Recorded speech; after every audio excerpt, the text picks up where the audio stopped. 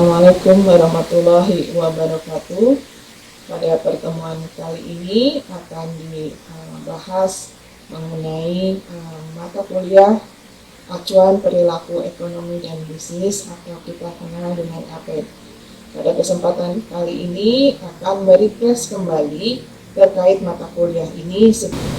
Nah, seperti sudah disampaikan pada berbagai pertemuan sebelumnya bahwa mata kuliah APEB ini dan MMI itu mempunyai tujuan yang sama, yaitu mengungkap makna di balik tindakan dan perilaku seseorang subjek.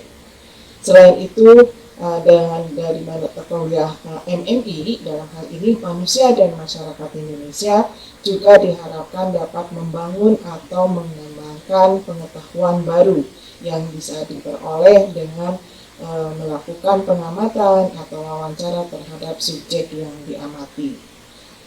Selanjutnya juga bertujuan untuk membangun kepekaan sosial budaya terhadap subjek yang diamati. Nah, bagaimana caranya untuk mencapai tujuan tersebut?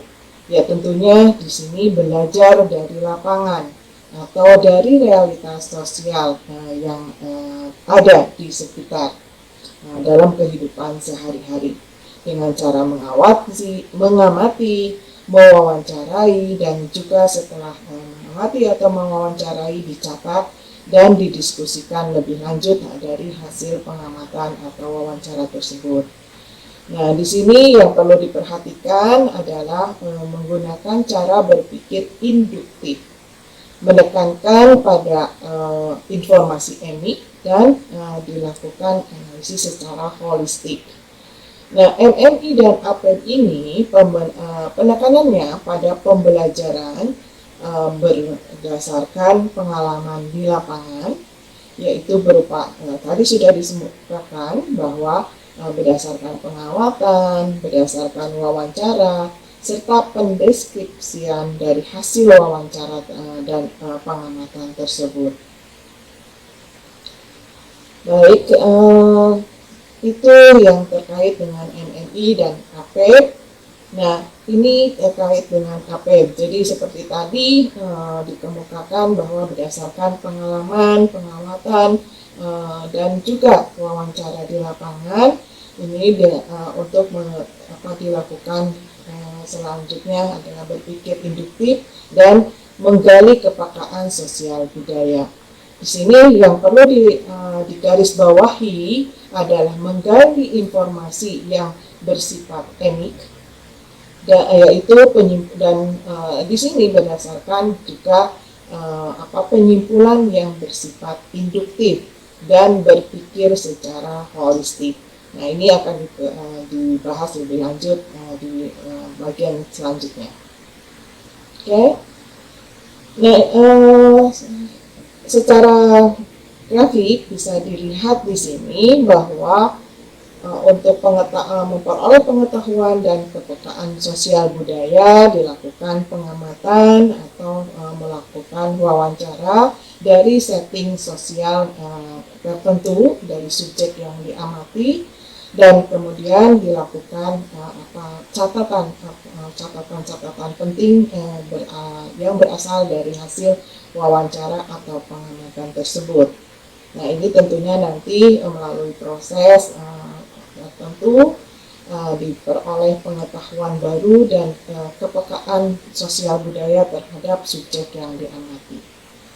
Nah, apa yang disebut dengan setting sosial? Yaitu tempat dilakukannya pengamatan, yaitu dalam hal ini terhadap subjek yang diamati, baik menyangkut tempat atau lokasi atau misalnya situasi dan waktu dari si subjek dalam melakukan kegiatan ekonomi dan bisnis.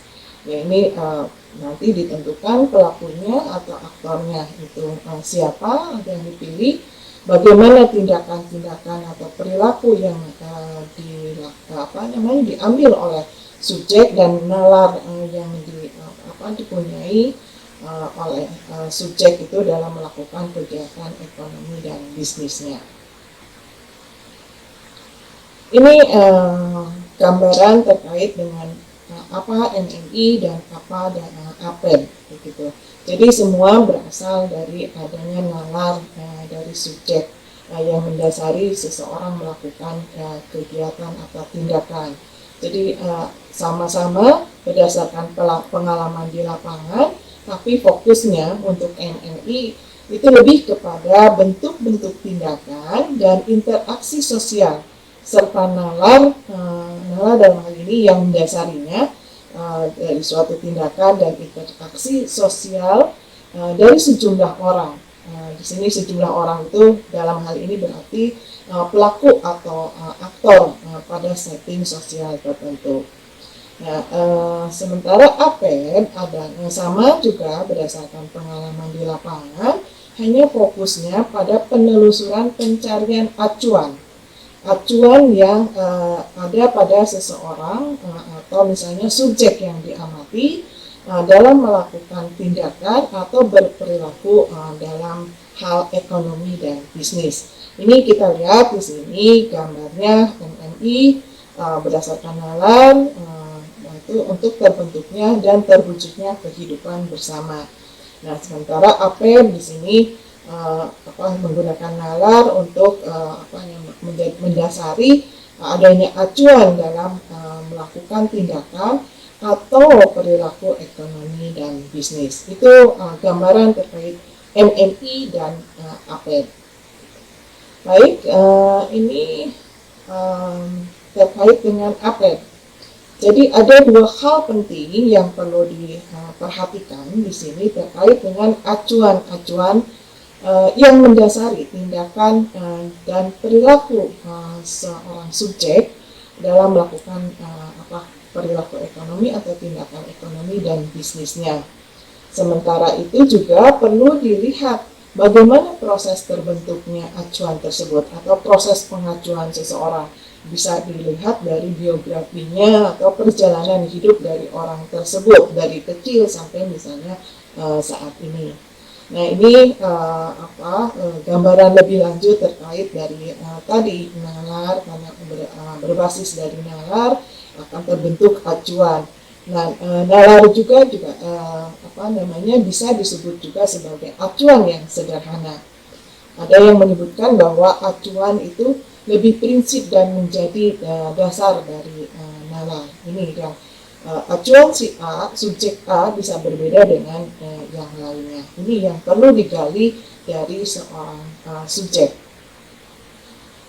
Nah, dalam APEN ini, mata kuliah APEN ini, ya tentunya ada beberapa hal yang perlu diperhatikan. Jadi mengamati terkait dengan subjek, bagaimana tindakannya atau perilaku ekonominya yang bertindak di sekitar misalnya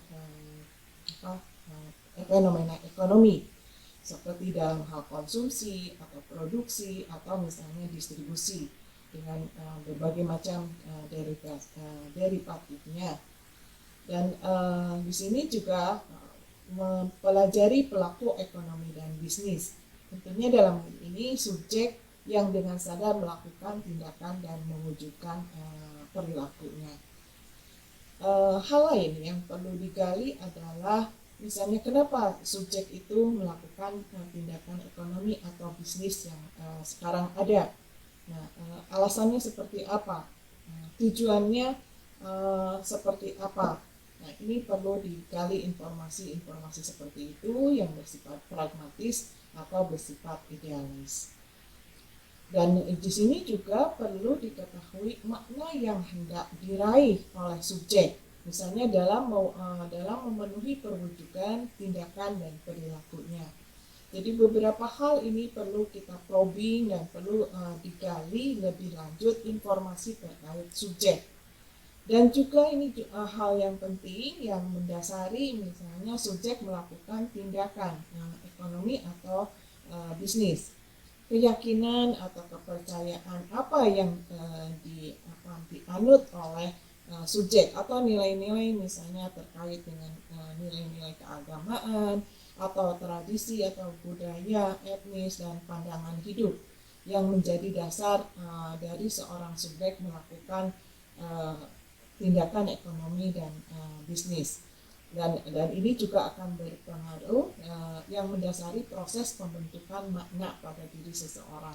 Ini perlu digali lebih lanjut karena bisa jadi seseorang melakukan tindakan ekonomi atau bisnis itu berdasarkan nilai-nilai misalnya kepercayaan atau nilai-nilai agama, sehingga dia dengan sangat patuh menjalankan nilai-nilai agama atau kepercayaan atau budaya dalam hal kehidupan berperilaku ekonomi dan bisnis. Fokus pembelajaran dari mata kuliah ini yaitu penggalian informasi ditekankan kepada proses dan kedalaman informasi serta menangkap makna-makna dari informasi yang terkumpul. Bagaimana untuk memperoleh hal ini? Untuk memperoleh pendalaman informasi serta menangkap makna dari informasi tersebut. Tentunya dalam melakukan wawancara terhadap subjek itu perlu tidak cukup dengan bertanya apakah, tapi perlu bagaimana misalnya usaha ini bisa seperti ini misalnya sampai saat ini. Terus mengapa melakukan usaha ini atau misalnya mengapa melakukan strategi ini. Ini juga perlu ditanya lebih lanjut terhadap subjek. Nah, perspektif yang digunakan dalam penggalian informasi seperti tadi dijelaskan di depan itu bersifat emik. Nah, apa yang dilakukan untuk ini? Ya, tentunya menempatkan data, fakta, dan informasi itu secara real. Menurut siapa? Menurut sudut pandang subjek pelaku ekonomi, perspektif aktor peristiwa yang bersangkutan, makna pemahaman dari informan atau dalam hal ini subjek yang mengalami permasalahan ekonomi itu sendiri. Nah, informasi yang disusun itu harus secara induktif dengan memperhatikan berbagai aspek terkait, karena ini berbagai aspek yang terkait yaitu menjadi bersifat holistik. Jadi emik, induktif, dan holistik. Nah, tadi juga disebutkan bahwa dalam APED itu juga digali terkait dengan acuan. Nah, ada yang menyebutkan bahwa acuan itu makna yang diberikan oleh seorang pelaku terhadap lingkungannya. Dalam hal ini termasuk sikap dan tindakan orang lain. Nah, biasanya acuan itu didasari atau berbasis ajaran agama, budaya atau suku bangsa, atau pandangan hidup atau filosofis seseorang. Nah, tadi sudah dijelaskan juga bahwa ada acuan dan pengacuan atau proses terbentuknya acuan. Itu bisa berlangsung sepanjang kehidupan orang tersebut, dari sejak kecil sampai saat ini. Nah, perjalanan hidup seseorang sejak lahir sampai dewasa ini tentunya perlu juga digali karena dapat mewarnai kehidupannya dan membentuk acuan hidupnya. Ini yang perlu juga ditampilkan nanti di dalam laporan. Selain itu juga perilaku dan tindakan ekonomi meliputi berbagai aspek kehidupan. Nah, ini yang disebut holistik. Jadi coba digali berbagai aspek kehidupan. Nah, ini merupakan perbedaan antara perilaku atau tindakan ekonomi dengan tindakan bisnis.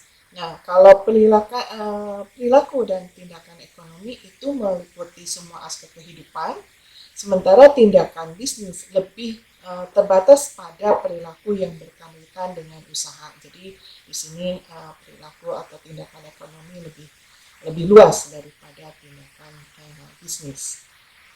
Oke, beberapa informasi penting yang perlu juga digali dan disampaikan dalam laporan secara ringkas bisa dilihat di sini. dan rincinya itu ada sudah disajikan pada beberapa pertemuan sebelumnya. Jadi informasi yang penting yang perlu disajikan menyangkut konteks baik fisik dan non fisik dari si subjek, juga sejarah hidup.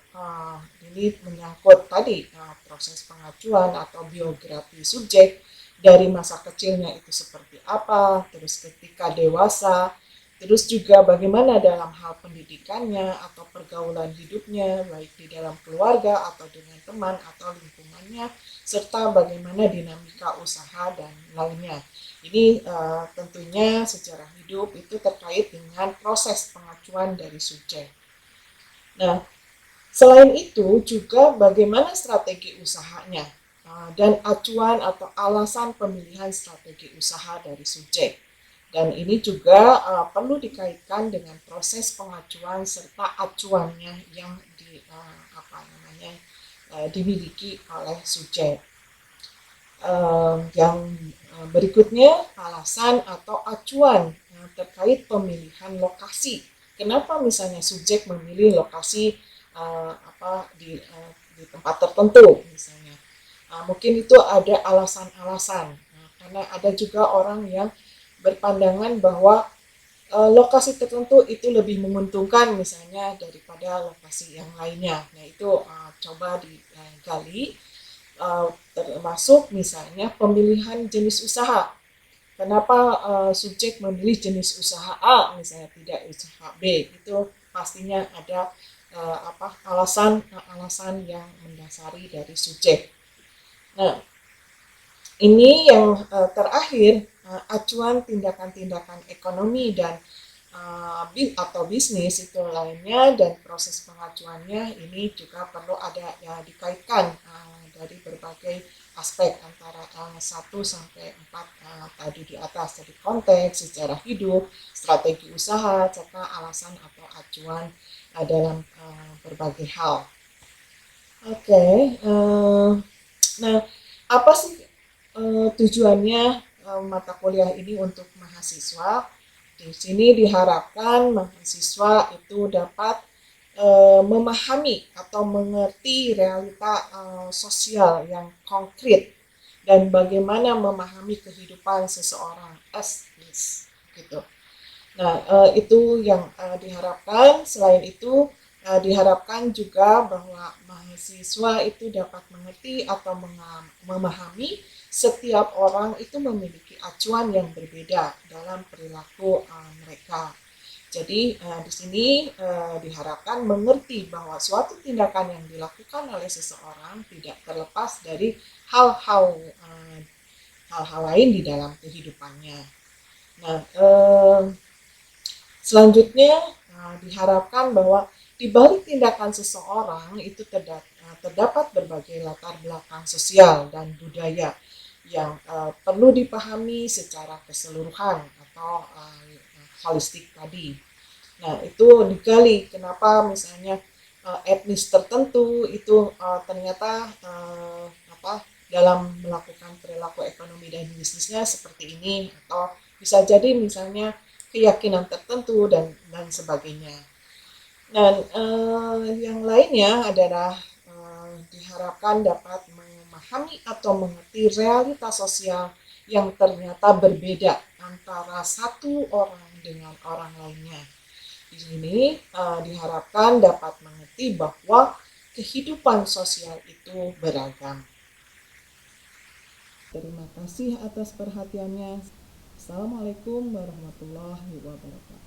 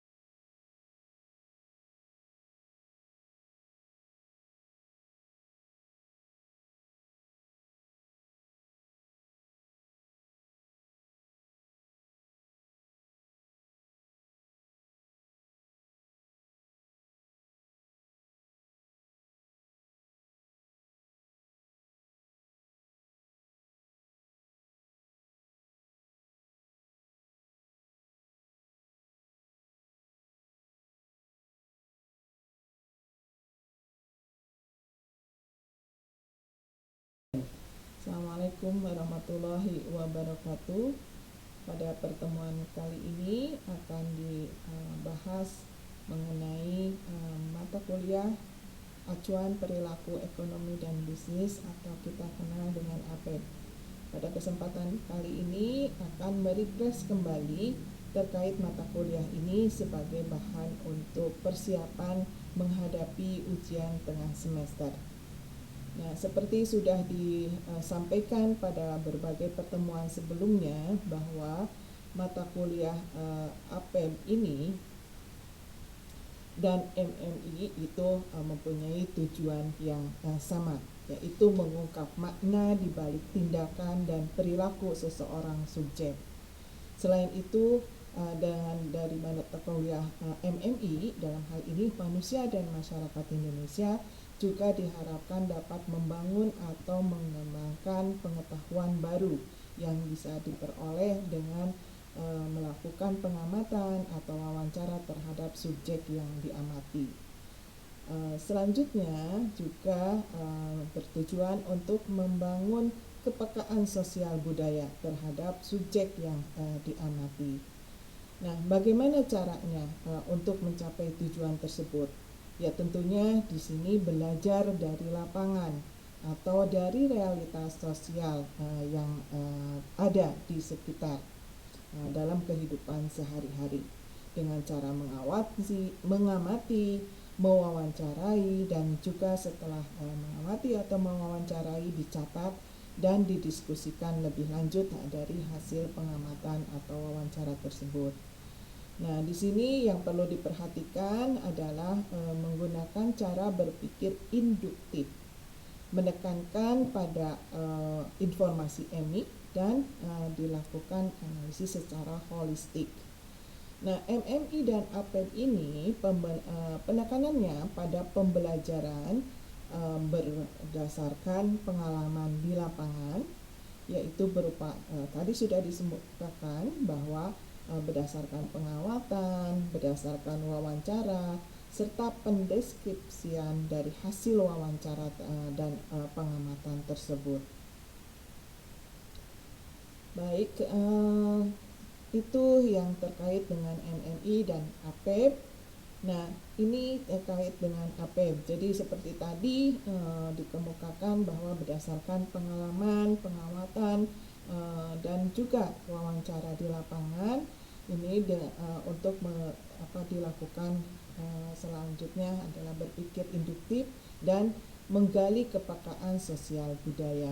Di sini yang perlu digarisbawahi adalah menggali informasi yang bersifat emik yaitu di sini berdasarkan juga penyimpulan yang bersifat induktif dan berpikir secara holistik. Nah, ini akan dibahas lebih lanjut di bagian selanjutnya.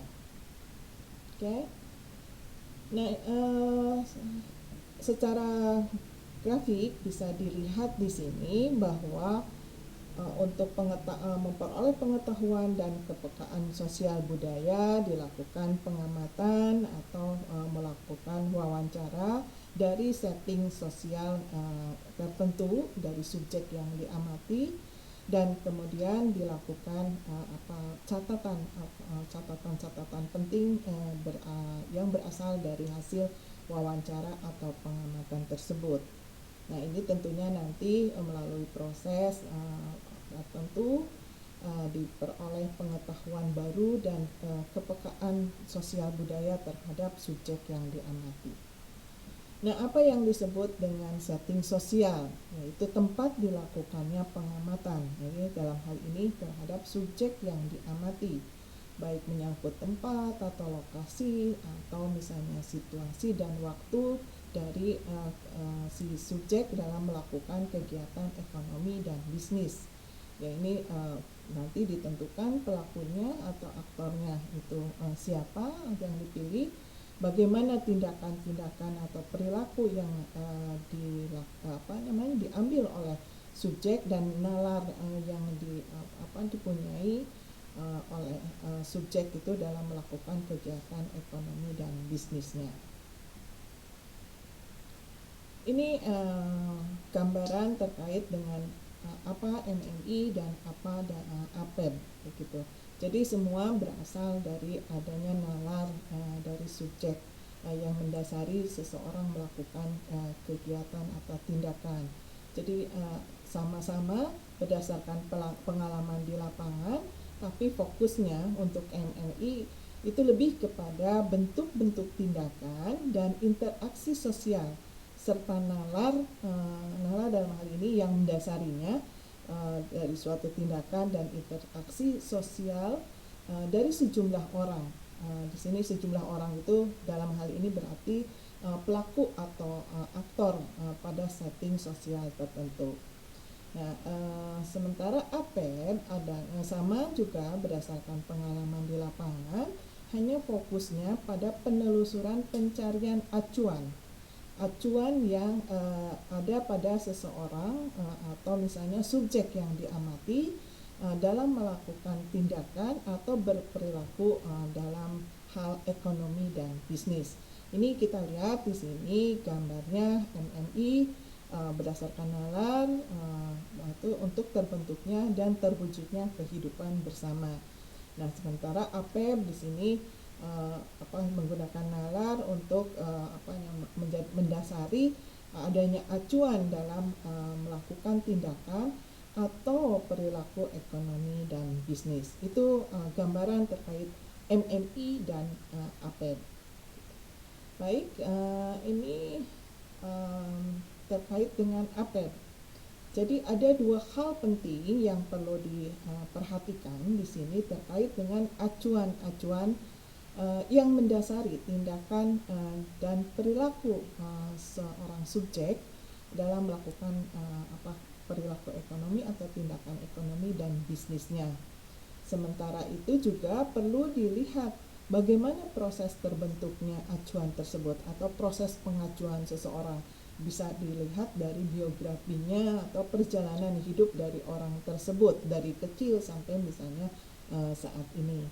Nah, ini gambaran lebih lanjut terkait dari tadi nalar, karena berbasis dari nalar akan terbentuk acuan.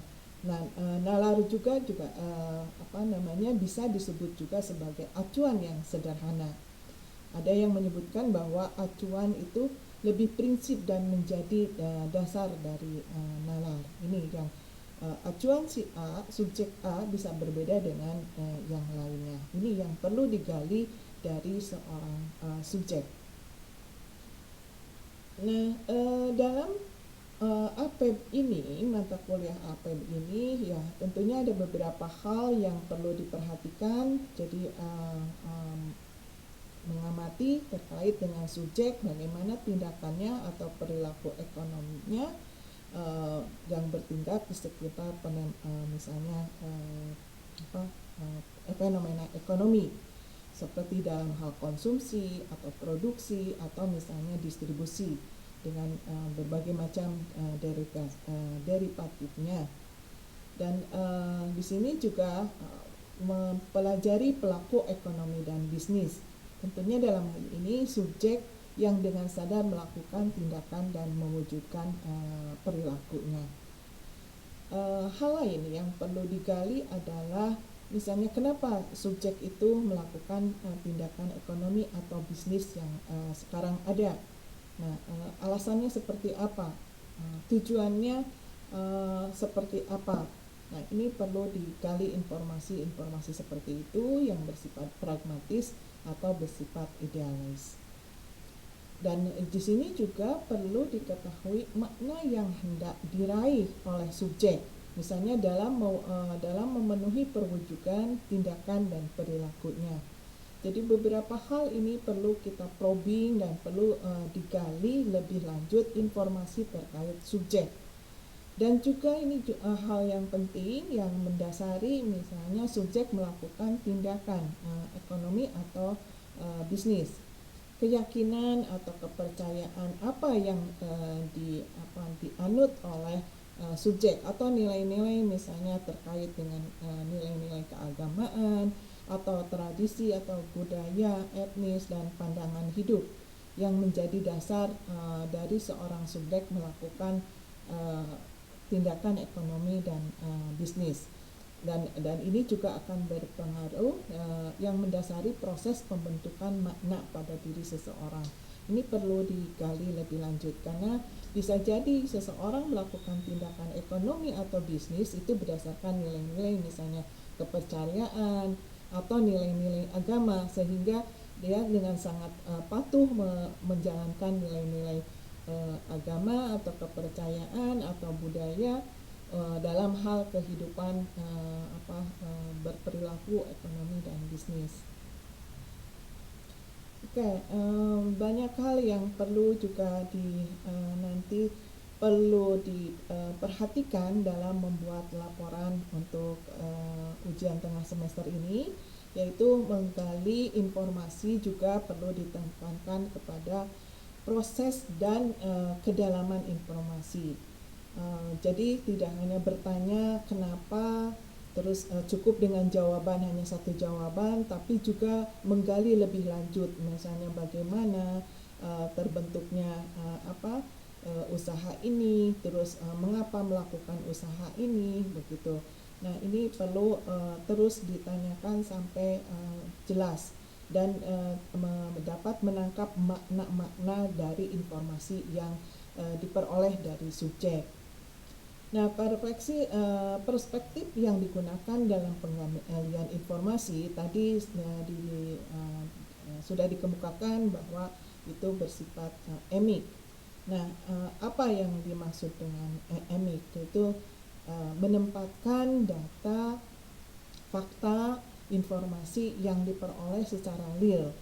Nah, menurut siapa? Nah, ini menurut sudut pandang subjek pelaku ekonomi atau bisnis, menurut perspektif aktor peristiwa yang bersangkutan, menurut makna pemahaman informan atau subjek yang mengalami permasalahan ekonomi itu sendiri. Jadi menurut subjek, baik sudut pandang, perspektif atau makna pemahaman dari subjek.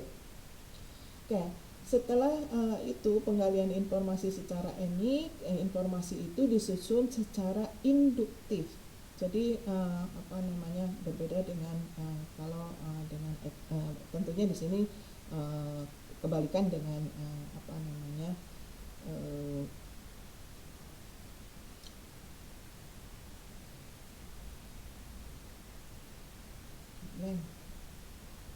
yang induktif, kebalikannya apa? Deduktif. Nah, eksklusif.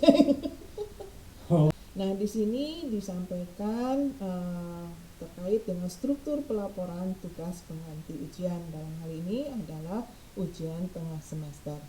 Nah, ini formatnya. Yang pertama cover. Nah, cover itu perlu mengikuti kaidah-kaidah atau aturan yang ada di pedoman penulisan ilmiah atau tugas akhir yang sudah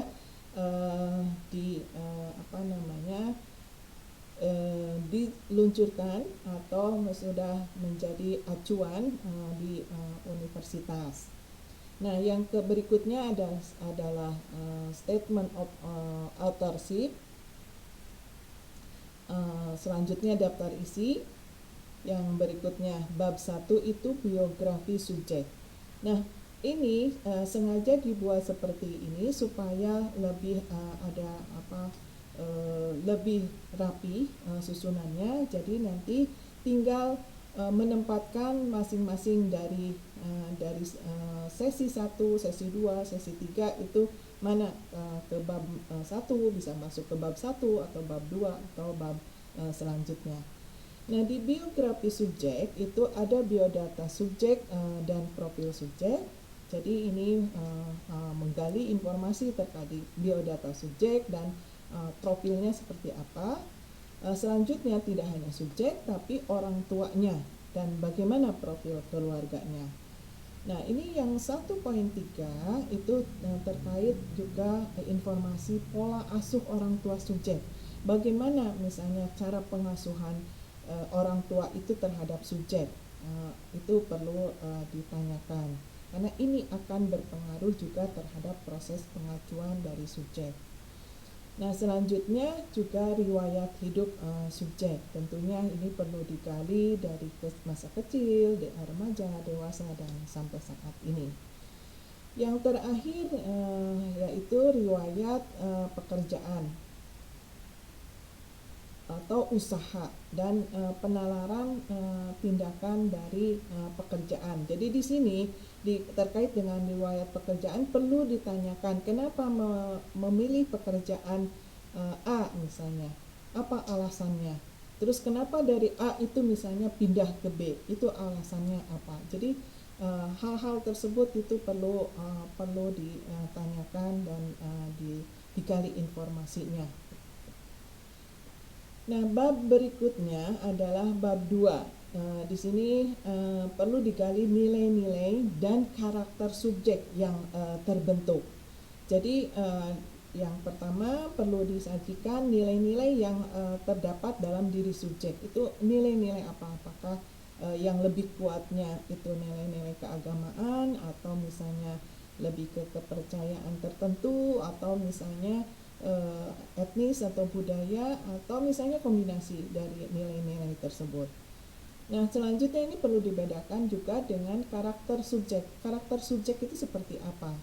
Dan itu perlu juga dideskripsikan dengan jelas begitu.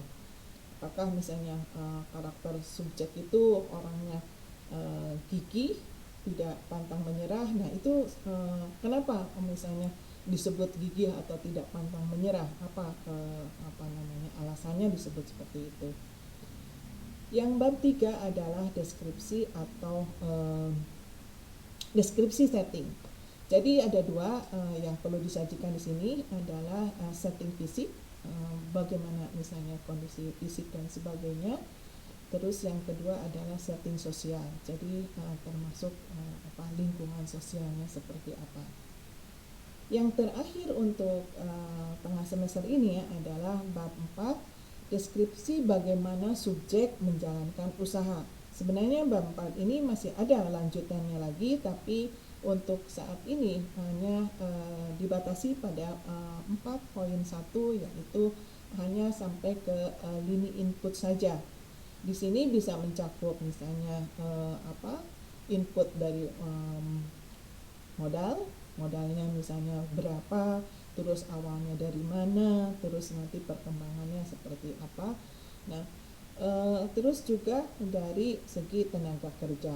Apakah misalnya tadinya tidak mempunyai tenaga kerja, atau misalnya sudah punya tenaga kerja, itu berapa jumlahnya, dan berbagai hal terkait dengan keterangan tenaga kerja tersebut. Itu juga nanti bisa dilihat rinciannya dari hal yang sudah disajikan dalam silabus begitu. Nah, ini beberapa hal yang perlu diperhatikan dalam membuat laporan tengah semester ini.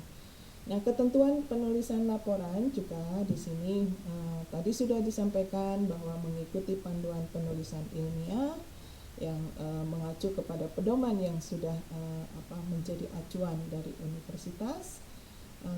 Minimal di sini 7 halaman di luar cover dan lampiran. Fontnya adalah 12 times New Roman, spasinya 1,5, dan kalau misalnya ada foto itu dimasukkan dalam lampiran, maksimum misalnya 4 foto dalam 1 halaman. Nah, jenis filenya itu PDF. Dan untuk penulisan file, nama file ini mohon diperhatikan di sini. Jadi misalnya kode kelas, itu kode kelasnya kode kelas apa? Misalnya ini kode kelas APC, nama mahasiswanya siapa? Misalnya di sini Wakti, terus NPM-nya berapa? Di sini misalnya nomornya sekian gitu. Jadi ini beberapa hal yang saya coba untuk merefresh kembali terkait dengan mata kuliah ini. Mudah-mudahan ini bermanfaat untuk nanti dalam penulisan laporan, sehingga lebih memudahkan dan diharapkan lebih dapat mempercepat pengerjaannya. Demikian, mudah-mudahan ini memberi memberikan solusi, dalam memberikan penulisan nantinya, dan